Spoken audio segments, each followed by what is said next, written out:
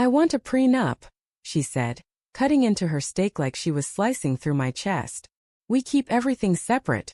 Money, property, everything. The restaurant's background hum seemed to fade.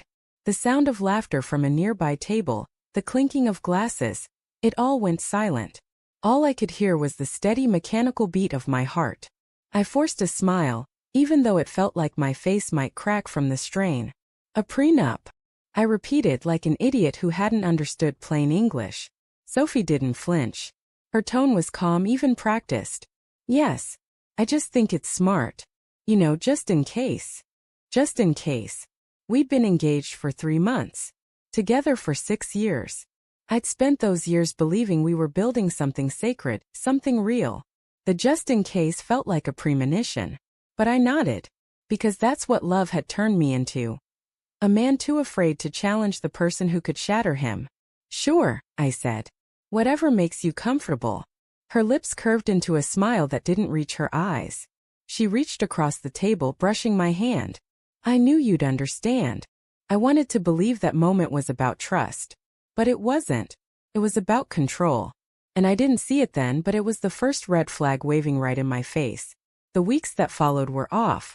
She was distracted, always on her phone, smiling at messages she never shared. When I asked, she said it was wedding stuff. I wanted to believe her. I needed to. Until one night, when I walked past her laptop left open on the kitchen counter. I wasn't snooping, at least not at first. But an email caught my eye. Subject: Re-property agreement draft. From Evan M. Her lawyer, I thought. Until I saw the preview line. If he signs this, we'll both get what we want. Both. My hands went cold. I clicked. The thread went back weeks. Evan wasn't her lawyer. He was her ex. The one she'd sworn was just a friend. The messages were casual at first, playful. Then flirty. Then explicit. And then strategic. They talked about real estate, bank accounts, and investments I didn't even know she had. She mentioned the prenup. How she wanted to secure herself before the marriage. How she needed to make sure she didn't lose half if things fell apart. And Evan had replied, "You won't. Once it's signed, we'll figure out how to make this work for us." For us. I remember standing there, my hands trembling over the keyboard, reading words that made my stomach twist.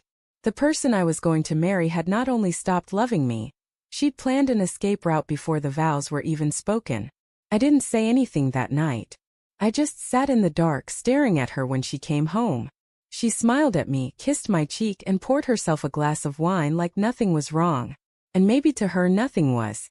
A week later, we were sitting with her lawyer reviewing the prenup. She was radiant, confident. I was a hollow shell wearing a suit. He explained the clauses. Separate property. No alimony. No claims to personal assets. I nodded through every line, pretending not to notice how she kept avoiding my eyes. When it came time to sign, she slid the papers across the table, her expression unreadable. "Ready?" she asked.